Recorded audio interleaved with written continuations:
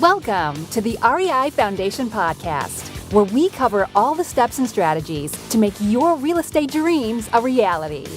Now your hosts, Jason and Peely. Hi, everybody, and welcome again to the REI Foundation Podcast with Jason and Peely. Today, we have the awesome Adam Ray. Welcome, Adam. How are you?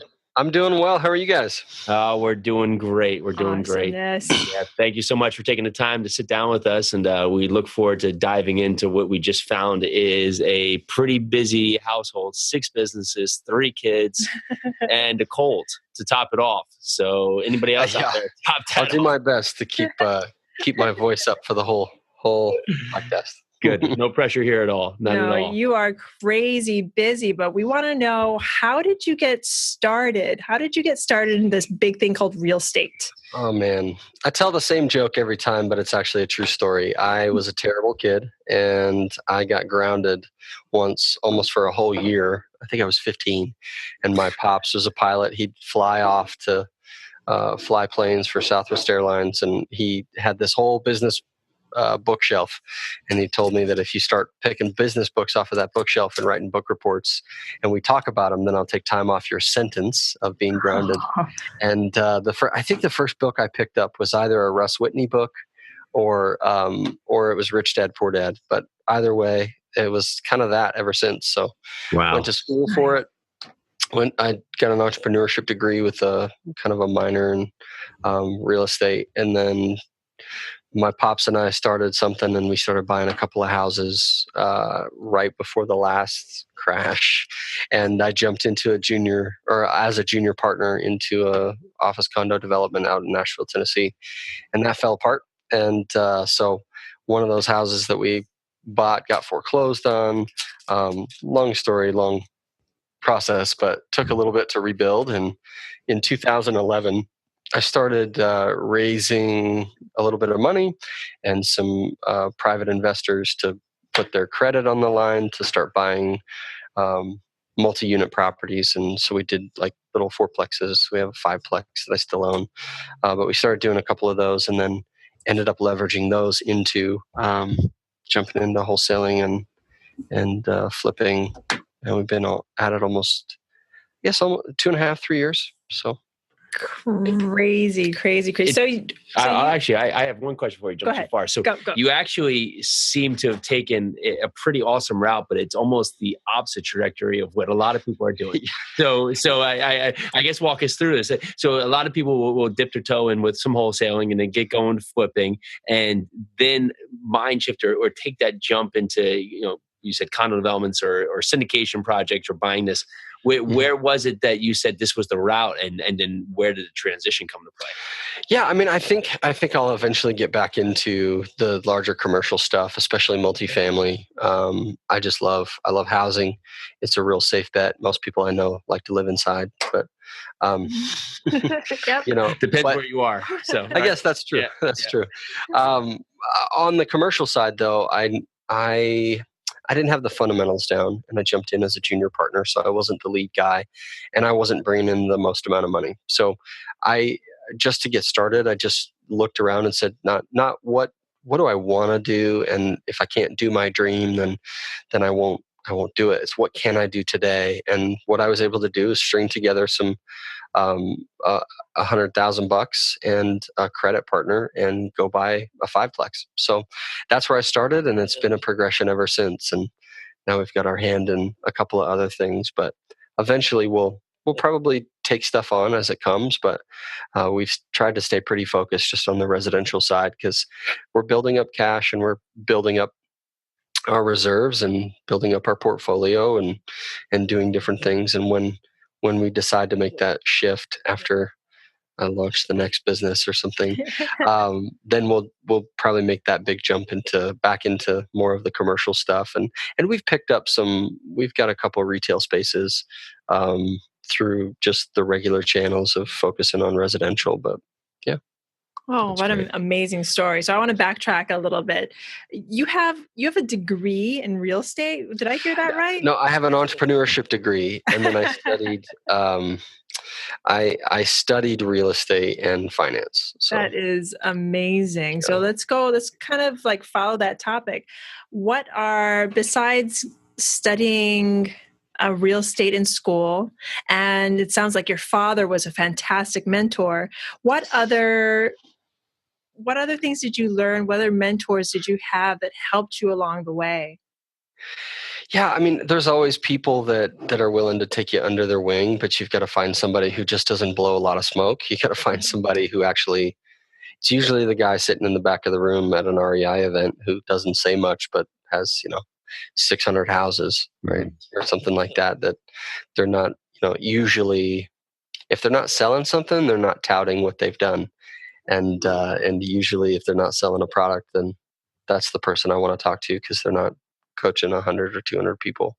So there's some people locally here that have really helped a lot. And where are you? I'm in Colorado Springs, Colorado. So we cover 5 counties in southern Colorado. So yeah. So I mean, I just think asking questions, being willing to make a fool of yourself and look stupid and not having it all together and try stuff and screw it up 6, 7, 8, 10, 20 times. But And there's a huge learning mark there, right? Because so many people just don't want to look stupid, but they never get off the bench and they never get in the game. And if you're going to go to these points, what is it? You're just not going to know at some point. And if you're not yeah. asking the questions, so yeah, that's awesome, man. Great for you. Yeah. So that's I don't know that there's any secret there. Just there's lots of great people. You got to put yourself in a situation to be helped, and you got to be doing something for somebody to want to help you. So Wow. that was kind That's a great quote. You have to put yourself in a situation to be helped. I'm going to use that. Well, let's fast forward to today and tell us currently. We'll start, of course, because we have 6 different ways we could go, but we'll focus on the wholesale and flipping. Where's your focus, and what is kind of your business structure look like today? Sure. Yeah, so we are predominantly a wholesale team. We'll have flipped about 10 houses this year. We'll probably do 12 next year. But I don't know that we'll dive too deep into that. We've really been trying to get more efficient as a wholesale shop. So what we do is we spend, I mean, do you want numbers? Do you want details? What do you want? Sure, give us Whatever the numbers and direction you details. want to go, we're happy to. Sure. I mean, yeah, we spend about $20,000 a month right now on direct marketing. We get leads coming in the door. We've got a virtual assistant in the Philippines who helps us with the phones, books appointments, qualifies the lead. But then also our acquisitions manager is also taking phone calls as well. And so they actually are able to build rapport, answer, call people back. And the rule we have here is the weirder the time of the day that somebody calls, the more motivated they usually are. So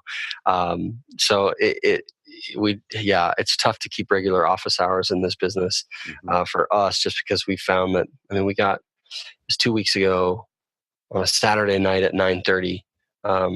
We got a phone call that came in off a postcard, and my acquisitions manager, she's pretty new. She started, but she's done a lot of training, and she's going to be a rock star, I think. Called this guy back at like 9:35 at night, and 10 days later we assigned the contract, and it's done. And it was a great deal. It was a $45,000 wholesale. So it's just you've got to be real on it, I think, from the wholesaling standpoint, because when somebody wants to sell and they call at a weird time, like there's a guy in town that I know of that's a wholesaler, and he said the best deal he's ever done. He went out and met with 6 family members on Christmas Day. Got the call on Christmas morning. Everybody was in town for Christmas. Not that I'm advocating that. Yeah. I think balance is very, very important, but as an adage, that tends to be true. So that's how that works. The flow comes in. Our acquisitions helps with the phones. We're about to bring on another acquisitions as well. We're going to go to 2 people. And then I've got an office coordinator who also does marketing placement and cold calling. And then we've got another, we had a team of 2 people that were doing cold calling for us. and we were getting some deals off of that. We had some turnover. And so we've got one person cold calling, and then we're hiring another virtual assistant for cold calling as well. And then I run disposition. So I sell all of our deals right now, and build buyers lists. And one thing that I've really loved recently is there's quite a few wholesalers in town that we've built relationships with. And I heard from somebody else in Texas that they had done this. So I was like, I'll give it a shot. Hey, do you want my buyer's list if I can have yours? And so Nice. we almost quadrupled our buyer's list in about 6 weeks just by trading with each other. And it's like, well, nobody can find deals right now. And it's not like there's not enough people out there to buy. Everybody wants to watch HGTV and be, an investor. So it took some mental hurdles for me to overcome to feel like I was giving up some proprietary thing that I had. But we traded it, and it's actually started to really pay off for us in the last little bit. So that's incredible. So you kind of answered my question, because I was going to ask where you fit in the mix, but I'll backtrack to that, because people will listen to this and say, wow, what a team you have. But did you start with the team in mind, or did you, as you were growing into this, fill each of the positions and then realize what was missing and how you could plug those people in? Yeah, I mean, I was speaking at that conference that you and I, Peely, were at, and I mean, I'm talking a lot about what we're doing now, but 9 months ago, I didn't have a team. I mean, there you go. So it was just me, and I did, around $500,000 just by myself, running around, working literally 80, 85 hours a week, just putting out fires and trying to do everything that I could to keep it moving. And it was horrible. Yeah. Literally, my wife was like, "We're making great money, but this sucks. We have to do something different. We've got to find a better way." So, yeah. So how did you find that better way? By finding other people that have a better way, not trying to recreate the wheel and bang my head against the wall. I'm really not the smartest guy in the room, in almost every room, including when my kids are in the room. I just, there's a lot of people to learn from, and and this is how we run the team too, is, my idea is not the best idea. The best idea wins, like, regardless. And so we collaborate on how to come up with solutions for things and all of that. And that's the same with trying to find a system that would work. So, yeah, so we tweaked. It probably sounds familiar to some of the other people that that are in some of the same groups that we're in. But we tweak it our own way and have our own kind of way of developing the team and that. So yeah, 9 months ago, I had one person that quit, and it was just me. And I was like, okay, I got to figure out a better way. So yeah. That is crazy. Okay, everybody that's listening to this, I mean, hear what he's saying. Adam was a one-man show 9 months ago, doing it all on his own. You can too. And then you build a team, you systemize everything out of your business, and you kill it like Adam does. And Adam, you didn't actually share us how many wholesales you're looking to do this year. I think we'll hit somewhere around 75. Nice. That's crazy. That's great. Congratulations. Well, I'll put on top of that too. Sorry, I didn't to cut you off. It was that, but you didn't want to just sit there in vain and say, well, I'll figure it out myself. You just went out there and found better ways surrounding with other people. And that's a key point, going back to your point of, being at the RIA meetings, talking to other people, putting yourself out there, asking questions that, people may think are dumb or whatever's the point, but you got to ask to know. So that's great. Are you looking to take yourself out of the dispositions role, or do you really enjoy that? Or No, I really do enjoy that piece of it. We're looking to really become more efficient. We're actually going to separate out our wholesale and our flip side of our business and run them as separate businesses, completely separate. So the flip business will buy deals from the wholesale company at cost plus whatever the commission would have been for our whole team, for compensation purposes. But that way we can keep it separate. And then what I'm really going to focus on probably about 6-7 months from now, once we really hammer that home, is we're actually bringing on a project manager, which will be our 6th person, 7th. Okay, how many people do we have? Full time. What you do the math? You heard the podcast. Rewind, go back, count them I'll up. go Let us count them know. up. Yep. 7 people, 8 people. And so we've got some virtual assistants and some on staff, but we're bringing on a project manager full time to manage our projects and really work on building that system over about a 6 to 12 month time frame next year. And 6 months from now, what I really want to do is, one of my favorite things to do is raise money. I love sitting with investors, raising money, talking to people about what their goals are, what rate of return they need to get, what their lifestyle goals are, how they want to build their investing plan, and how we might be able to be a piece of that. And I take the same approach with sellers that I do with investors. It's like, we might not be the best option for you.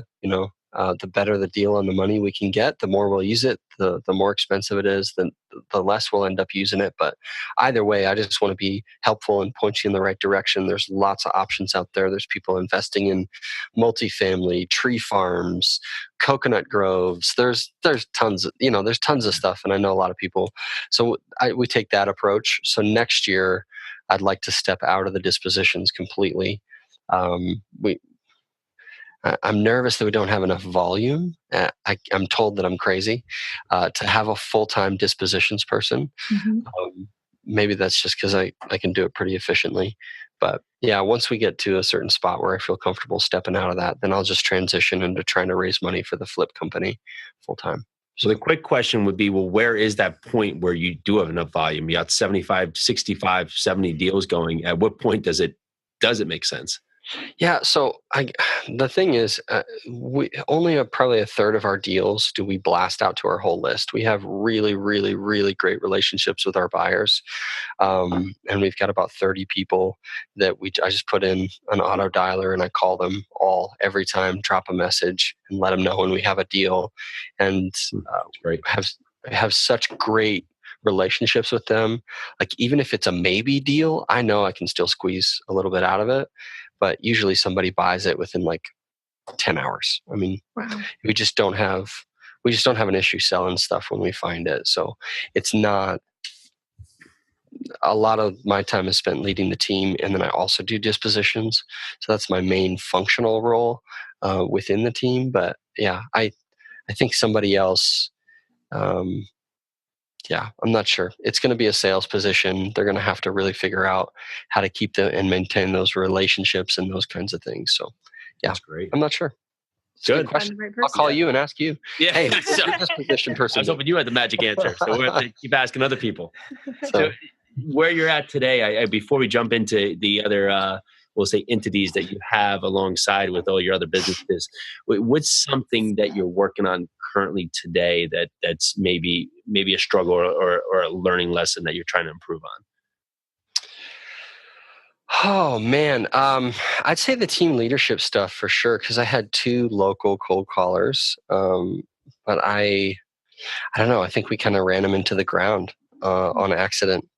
We not on purpose, but I don't know that we were paying as much as we should have, and then we also were expecting a lot as far as results go, and they were producing results, but not with probably adequate compensation. I mean, we were paying what the normal cold caller hourly rate was, but when they were ended up seeing what the contract amounts were, they felt like they deserved more to participate in that net profit. And frankly, I agree with them. I just didn't really have the time and didn't really know until they both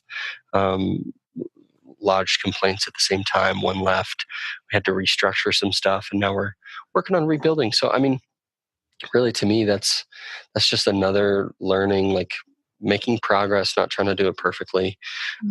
We brought some people on, taught them how to do stuff. They're calling, we're getting deals, it's working.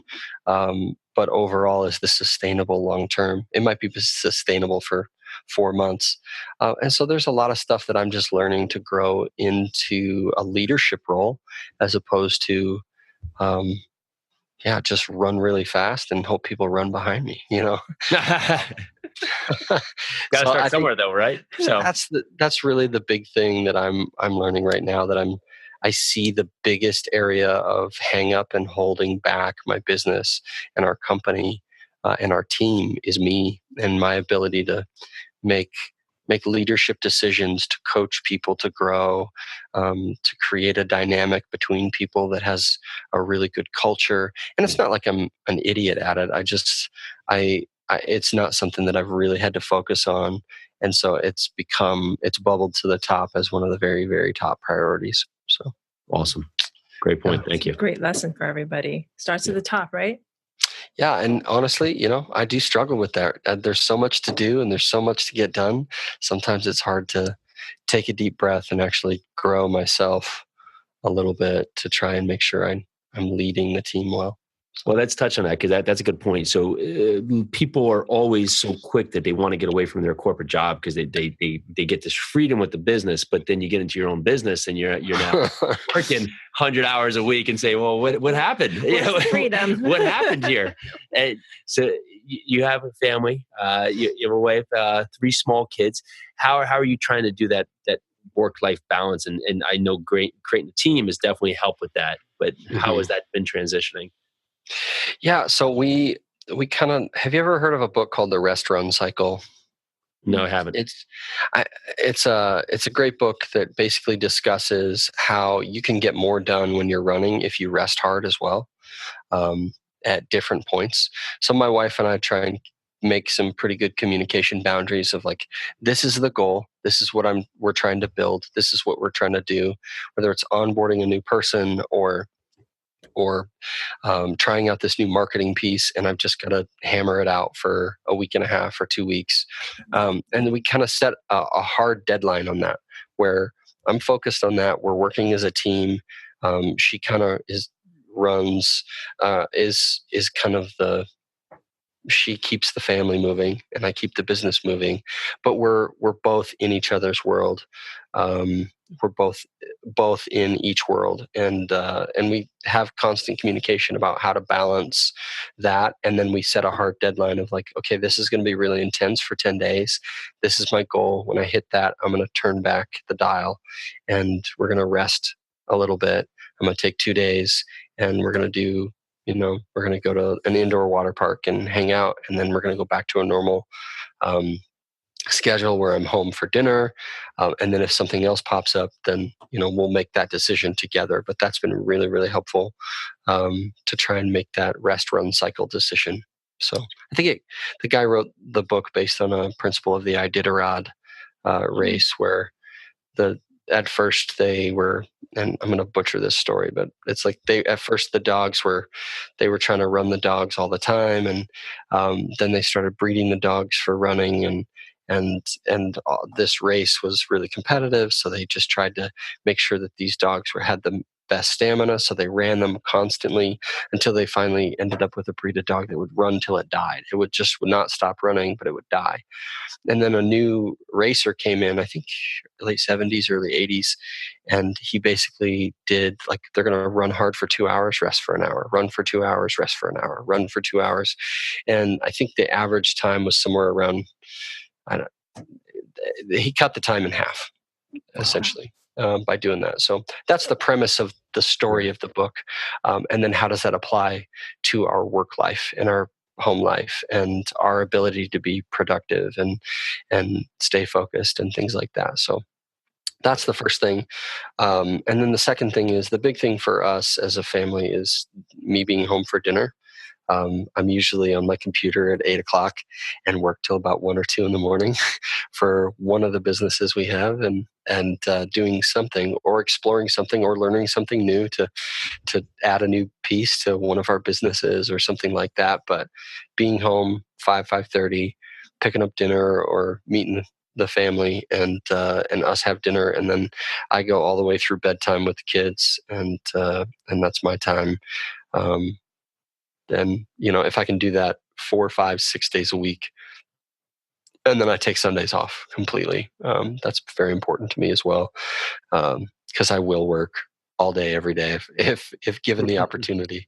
I know where you're at. Yes. So that's very important to me. That's very important to my wife and I. And so Nice. I kind of have to be forced to take some time off, and Sundays are the day. So it's actually really helped. I find I'm more productive, I'm more focused, and I'm a much better version of myself if I can take a little more time off consistently. So that's amazing value add right there. Just the Yeah. schedule that you have set with your wife, just communication that you have set with your wife. I mean, we get the question a lot. I actually got the question twice this week on how do we do it with children? And my answer was communicate. That's the only way you can do it, right? that's it. Yep. That's it. Yep. Just communicate. And I love And the way you guys communicate. Good book. Yeah, it's not perfect, but it works for us. So Well, as long as it works. It's never perfect, right? We're learning. We're all trying. We're learning. So where do you take this in 5 years? Where is your aim? Where's your focus? Yeah, so I'm trying to really make sure that this flip side of our business is very efficient. And we're really putting our lenders in a really low risk situation. Just having gone through the other crash and realize, markets can go down. And it took me a while to dig out of that. I actually took out a loan to pay back some of the initial money that I lost through the original crash. And I think I paid that off. Like everybody got their money back. But I paid that off a year ago, 2 years ago. Wow. So just trying to make sure that we're in a really good position. So on the flip side of our business, we try and make sure that our numbers are extraordinarily conservative. We know what box it fits in. We know our exit strategy, and we've really got it to a T, because anytime you own the asset and it goes down, that you're in a risky situation. So, so we're trying to make sure that we have the nuts and bolts there. And then we'd like to expand potentially to another kind of mid to small size market. We're only 700,000 people, and I like it that way. It's just small enough to not attract a lot of the big players, but it's big enough that there are enough players that you can wholesale really easily, and it's a pretty competitive spot from that standpoint. But we find deals pretty well, so we'd like to explore that option moving forward. But the two big things in the short term that we're working on next year is launching a marketing services company for investors. So it's going to be basically a one-stop shop of running kind of a cold call operation, along with Facebook marketing, along with content marketing, YouTube marketing, SEO, and PPC, all under one service umbrella. So somebody could approach us in their market. And we've already got 2 test clients it's going okay with. And so I think we'll just slowly scale that over next year. Great. And then, trying to build a larger low risk rental portfolio with some of those lenders that we end up with. We've got some strategies where, being a finance geek, we can pair a creative finance type property, whether it's seller finance subject to take over a loan for pretty low amount of money down, which still has some equity in it, but then pair that with a lower end C neighborhood, C plus neighborhood, blue collar, working class type property in the same little portfolio group, and really boost the rate of return into the stratosphere and decrease the risk proportionately. Because if the value of the leveraged property goes down, the cash flow from the lower type property, typically we're buying properties that are for good working class people that have good stable jobs, that if the economy goes down, they're not going to like downgrade out of it. You can't really downgrade out of it, but it's still a good enough neighborhood and a good enough spot that it's going to stay stable and consistent. And so you can see a lot of these neighborhoods around the country, if you do the research, it's not the bottom and it's not the top. If you look at them, the rents stayed pretty much exactly the same, and sometimes even went up in the middle of most of the real estate recessions that we've had in the last 50 years. So pairing those together, trying to hone in that strategy, get a great portfolio model that shows a decreased risk and an increased rate of return over the long run. Then we'd like to figure out how to scale that into hundreds of properties in a single portfolio, and then syndicate ownership of shares of that portfolio to other investors. So. Love that. That's exactly idea. the same tenant base we focus on for multifamily. So it's good to hear it reverberated back to us. You guys are more efficient though, because you buy 100 at once. Learning, but they all have their own context, right? So, but that's incredible. So that's great. But you're exactly right. I mean, you will see that they just in the converse is when the market starts to rise, they're not the ones jumping into the 8 properties either. So you have this insulated barrier right there. That's great. That's great. Thank you. So much amazing information. So let's dive a little deeper into Adam. What is your big why? My kids, my family. I mean, is that the pat answer? I'm a big advocate that I think you need a selfish why and a selfless why. I think it's okay to have both, because if it's I want to build a children's hospital, but your big concern is that you're saying that because people are judging your why, then it's not going to get you out of bed at 5 a.m. You've got to have enough to get you out of bed at 5 a.m. So the selfish why is I want to pick my kids up from school and I want to coach their teams and I want to have the time to be able to go on, little vacations and different things. But then the selfless why is we want to give money away. We really enjoy, I was in a previous life, a part of that digging out of the hole. I was a missions pastor at a church for a little while. And there's just so many people around the world that we're connected to at a heart level that I'm not going to go there and fix, or I don't want to send somebody from the United States to try and fix anything. I think there's a lot of smart people there. And we just want to be able to send resources, be a monetary facilitator of good. And so there's some projects. There's one in South Africa in particular called, it's irrelevant, but it's relevant. What is it called? It's called Pop Up. It's with a church called Doxadeo. And what they do is they take people who are living in poverty or a shanty town or a shack, have never had employment, and basically take them through a character development program first, and then a skills-based training. And they have like a 99% job placement rate. Wow. With people who go through. They do little things like, it's going to cost $2,000 or $3,000 to train this person and get them placed into a job. But they have employers around the country that are calling them and saying, anytime you have a candidate, I will hire them no matter what, because they're the best people that we hire because of the character development that takes so much time to go through. And then they also require that the person come and pay a little bit to try and participate in this program. So I think it's the equivalent of they pay like $20, and it costs $2,000, $3,000, $4,000 to send them through this program. But they a couple thousand people a year at a 99% job placement rate in an employment environment where you're at a 60 to 70% unemployment rate. I mean, it's just unbelievable, changing people's lives and families. And so there's things like that. I'm very entrepreneurial, and so I'm always looking at how people are doing things in better ways. And we'd love to contribute to that. And we do, to some different things. And we'd love to continue to grow the opportunity to do that. So for my wife and I, it's, we do really well, but I drive a 2002 Toyota pickup truck with 200,000 miles on it. I'm going to put 30,000 miles a year on it, running around doing what I do, and that's not the important piece. The important piece is the people. So the selfish why and the selfless why is, I want to selfishly spend time with my family, and then selflessly, try and give as much as we're given the opportunity to.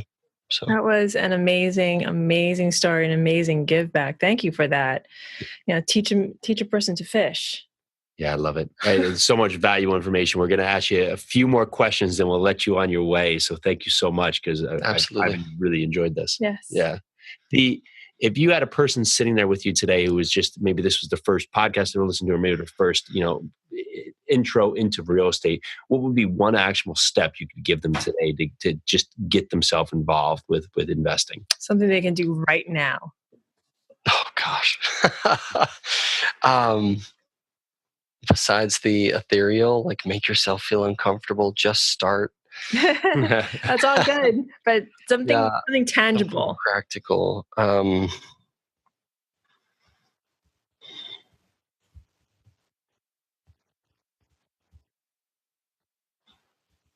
just so our people don't know that we haven't gone off the air yet. No, we have Adam deep Ray. thoughts. I There's a lot of pressure right here. Deep thoughts by Adam Ray. Most of the time, people's barrier to entry is either time or money, and so I think it's different depending on what they have. If you say money, because a lot of people are always lacking on the money. We'll say on that. Lacking on the money. Gosh, this is a tough question.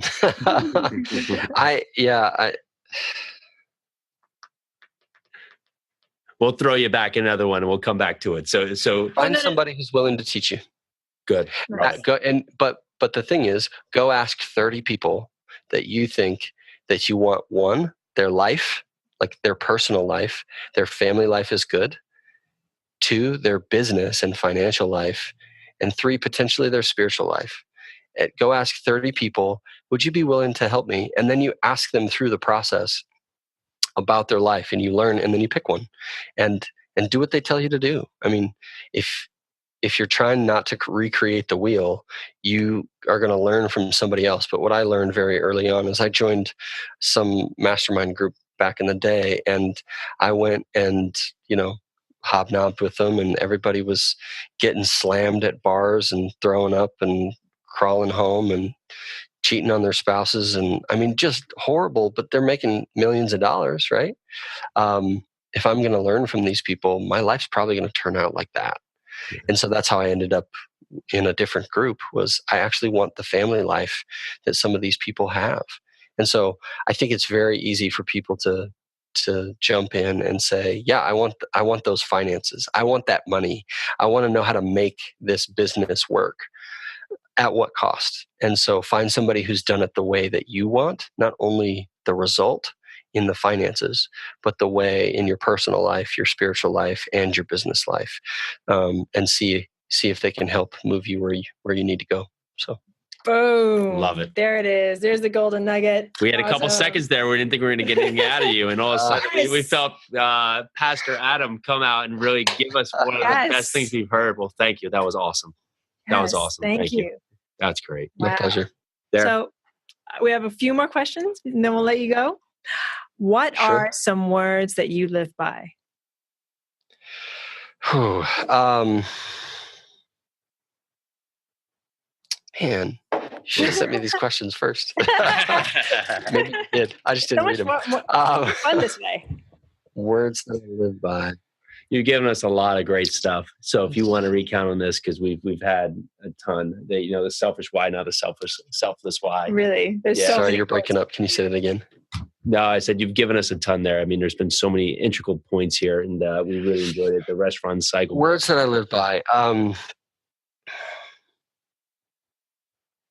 don't know. I think we run our business off the assumption that most people are inherently good. And when you get screamed at by somebody on the phone, it usually has nothing to do with you. Yeah. They've got something else going on in their life.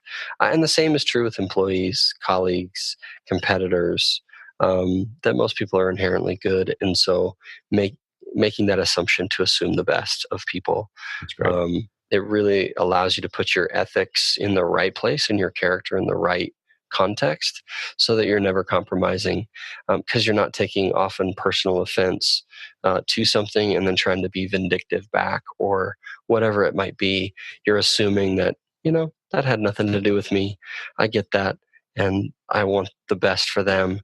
I want them to be, doing better. I might not do business with them again, or I might not, engage in a certain particular way again, because of how they showed me they choose to act, but assuming the best on the underlying assumption of the person. That's one big one. Well, again, thank you. Boom. Yeah. Great word. You just got to give me a second to think about it. That's it. I'm an ethereal thinker, so. Well, if people want to know a bit more about you, possibly get on your buyer's list, where's the best place to learn more or reach you?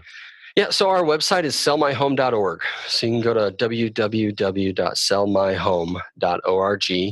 If you want to get onto, you can go to our investors page, which is /investors, or you can get on our marketing think tank. We send out a quarterly kind of newsletter. It's not a newsletter. It's more like a case study of stuff that's working for us, stuff that's not, stuff we've tested, what the results were. And then we ask for people's feedback. So if you're wanting ideas or are interested in the next year or two, if somebody may be managing your online or marketing strategy as an investor, we're not there yet, but we're definitely releasing stuff and trying to create a conversation. So sellmyhome.org/think tank. And then I don't know, I'm a low-key guy. Nobody ever really takes me up on it. So my cell phone is 719-421-9100. And there you go. then my email is adamr@sellmyhome.org. You can email me if you want to partner on a deal. You got money, you want to buy a deal, do you want to sell a deal, do you want to talk about marketing, you just want to pick my brain, whatever. So that's amazing. Everybody out there, you should use that phone number. Adam is a fantastic guy to talk to. For stopping. Occasionally I've gotten flooded, and it will take me a little bit to get back to people, but I always get back. So good. Thank you. Oh, you're amazing, Adam. Thank you so much for being on our show. Thanks for having me. It was great to be here. Well, this is the REI Foundation podcast with Jason and Peely. Thank you again to Adam Ray for being on our show, and thank you to everybody out there for listening. Bye now. Bye now.